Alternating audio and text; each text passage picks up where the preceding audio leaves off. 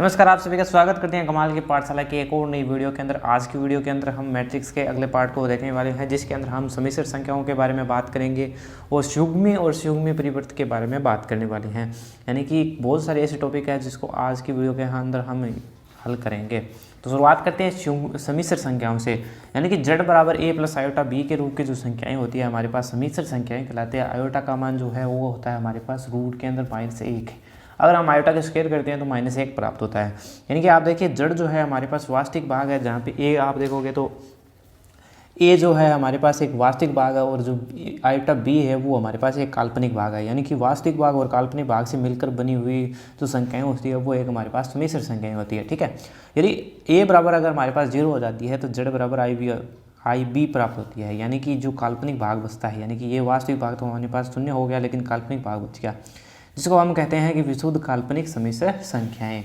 इसी प्रकार अगर b बराबर 0 प्राप्त हो तो इसका मतलब है कि z बराबर a प्राप्त होगा। यानी कि z बराबर a प्राप्त होगा, यानी कि वास्तविक भाग हमारे पास प्राप्त हो रहा है, काल्पनिक भाग को हमने 0 कर दिया। यानी कि विशुद्ध वास्तविक समिश्र संख्याएं होती है। अब सुगमी समिश्र संख्याएं कौन सी होगी? यानी कि अगर हम सुगमी समिश्र संख्याओं की बात करें, अब आप देखिए हमारे पास ये तो हो चुकी है। अगर मैं बात करूँ सुगमी समिश्र संख्या की तो कौन सी होगी? सुगमी समिश्र संख्या हमारे पास कौन सी होगी? तो सबसे पहले हमारे पास एक है सुगमी संख्या है, वो है z प्लस आयोटा b। अगर मैं सुगमी करता हूँ यानी कि z की बार करता हूँ तो इसके अंदर क्या होगा कि वास्तविक संख्या समान रहेगी, लेकिन आयोटा के स्थान पर अगर आयोटा का सुगमी करते हैं तो माइनस आयोटा प्राप्त होता है। यानी कि a माइनस आयोटा b प्राप्त होगी और ये हमारे पास जो होगी वो होगी सुगमी समिश्र संख्या प्राप्त होगी। यानी कि ये जो संख्या है वो सुगमी समिश्र संख्याएं प्राप्त होगी। तो कुछ एग्जाम्पल देख लेते हैं। जैसे मान लीजिए हमारे पास एक एग्जाम्पल ये है कि z बराबर हमारे पास दे रखा है 4 + 5 आयोटा। अगर हमें पूछ लिया जाए कि इसका सुगमी कौन सी होगी तो z बार बराबर हो जाएगी 4 - 5 आयोटा, क्योंकि हमने कहा था कि आयोटा के स्थान पे आयोटा बार करेंगे तो आयोटा बार करेंगे तो हमारे पास -1 आएगा। वास्तविक संख्याओं पे कोई फर्क प्रभाव नहीं पड़ेगा, वास्तविक संख्याएं वैसी की वैसी रहेगी। अगर दूसरा एग्जाम्पल हम ले लें हमारे पास, जैसे कि z बराबर हो हमारे पास 3 - 4 आयोटा हो, तो अगर इसका सुगमी करते हैं तो 3 + 4 आयोटा हो जाता है, क्योंकि आयोटा के स्थान पे हो रहा है इसका सुगमी पूरे का। अगर हमारे पास एक वास्तविक संख्या दी गई हो, अगर हमारे पास z के बराबर हमारे पास 5 दिया गया हो तो z बार बराबर ही हमारे पास 5 आएगा। इसी प्रकार अगर z बराबर हमें 4 आयोटा दिया गया हो तो z की सुगमी हो जाएगा हमारे पास -4 आयोटा।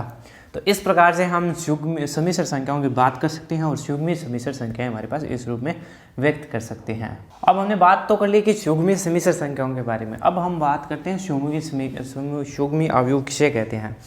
यानी कि किसी अवयव के प्रत्येक अवयव को उसके सुगमी में बदलने पर सुगमी अवयव प्राप्त होता है।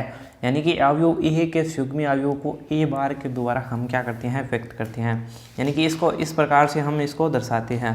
कहने का अर्थ है कि हमारे पास मान लीजिए हमारे पास एक अवयव दिया गया है a, यानी कि हमारे पास एक अवयव दिया गया है a, 2 + आयोटा, 3 + 2 आयोटा, -3 आयोटा और 4 - 5 आयोटा।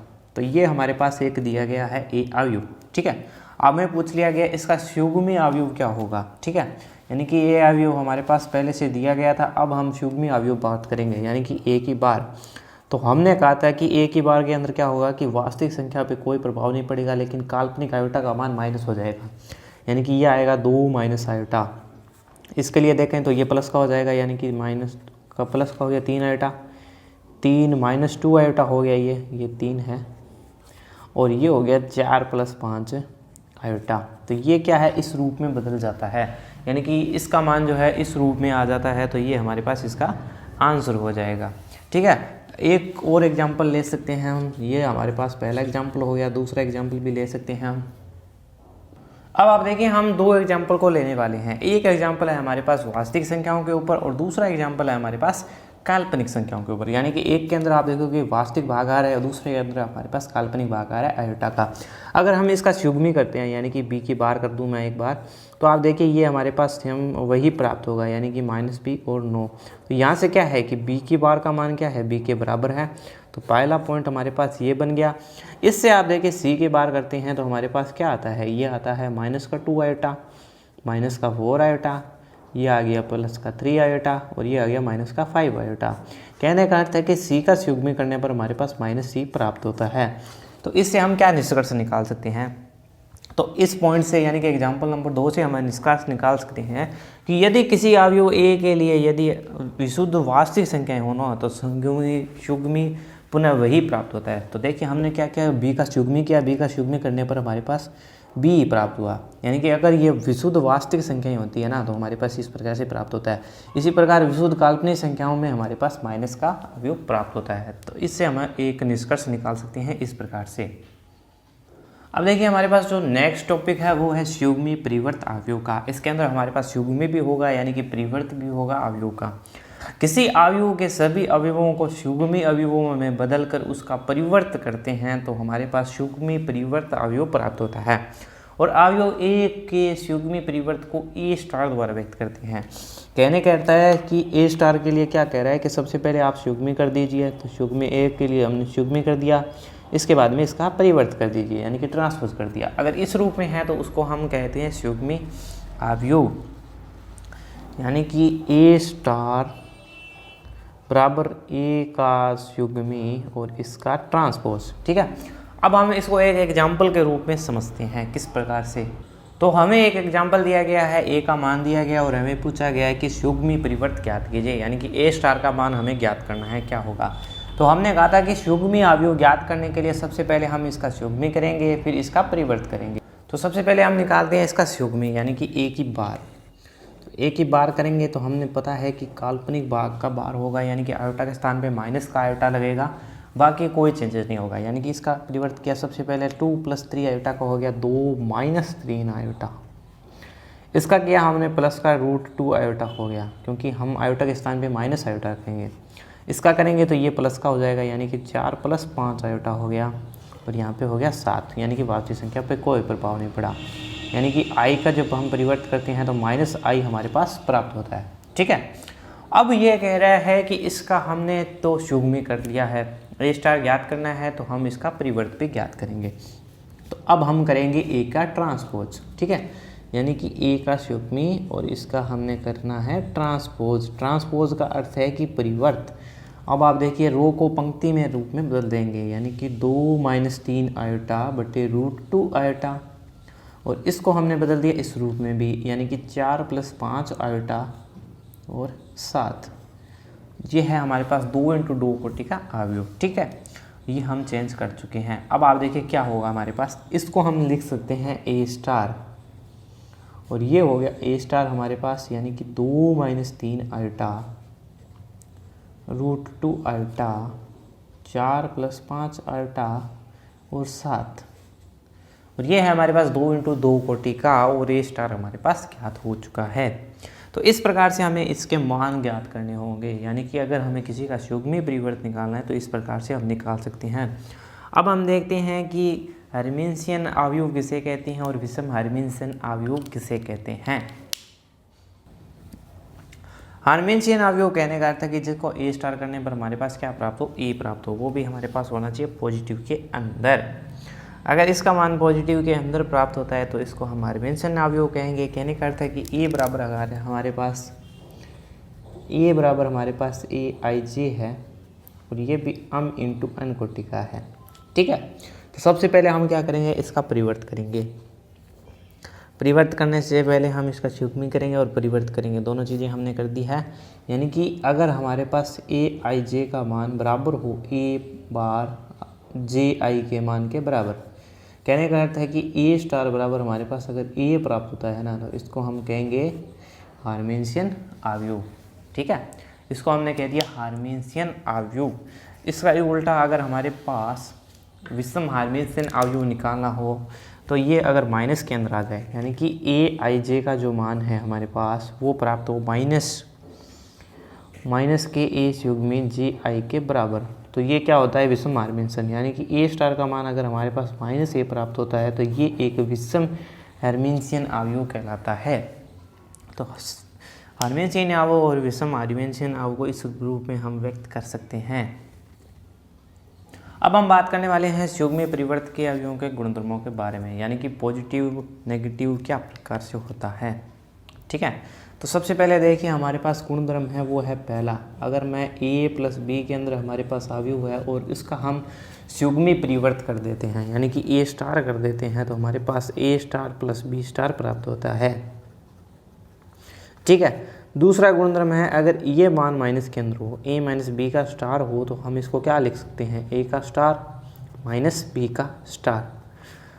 तीसरा गुणधर्म ये कहता है कि अगर हमारे पास के ए हो और उसका हम स्टार करते हैं यानी कि युग्मी परिवर्त करते हैं तो इस बार के की बार आएगा और ए का स्टार आएगा। हो सकता है कि के अंदर कोई हमारे पास काल्पनिक भाग हो यानी कि अल्टा भी पद हो। ठीक है।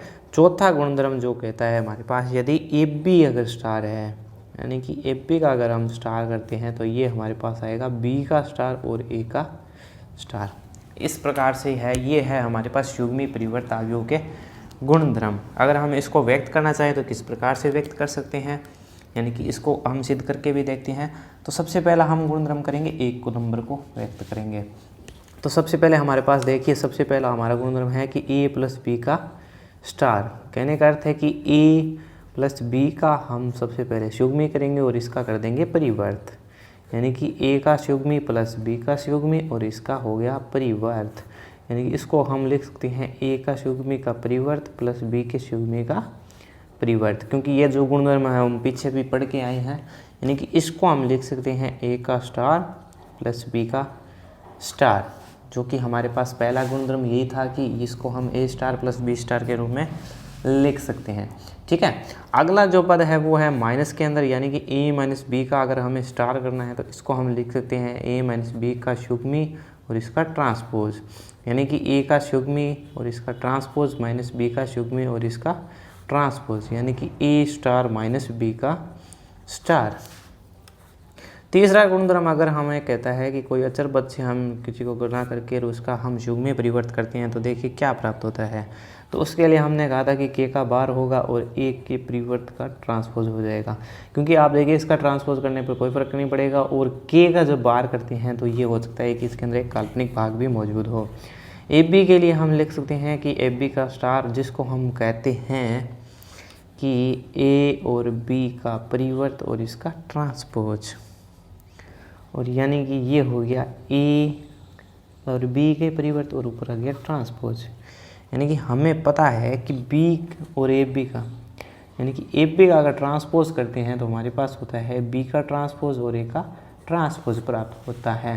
तो इसको हम लिख सकते हैं a की जगह ये ट्रांसपोज और गुणधर्म अगर लगाएंगे कि तो b का बार और ट्रांसपोज और a का बार और ट्रांसपोज, यानी कि b स्टार a स्टार, और ये हमारे पास जो है वो युग्मी परिवर्त अवयव के गुणधर्म हो गए। तो अब हम पढ़ने वाले हैं एकक अवयव के बारे में। यदि अवयव a का उसके युग्मी परिवर्त से गुणा करने पर इकाई अवयव प्राप्त हो तो ये एकक अवयव कहलाता है। कहने का अर्थ है हमारे पास अगर हमारे पास क्या हो, हमारे पास ये हो कि a और a स्टार है, या हमारे पास है a स्टार को अगर हम गुणा करते हैं ऐसे, तो अगर हमारे पास i प्राप्त होता है तो इसको हम कहेंगे एकक अवयव, यानी कि ये हो जाएगा हमारे पास एकक अवयव। तो आज की वीडियो के अंदर हमने बहुत सारे ऐसे टॉपिकों को जाना जो कि काफ़ी हमारे लिए इम्पोर्टेंट है।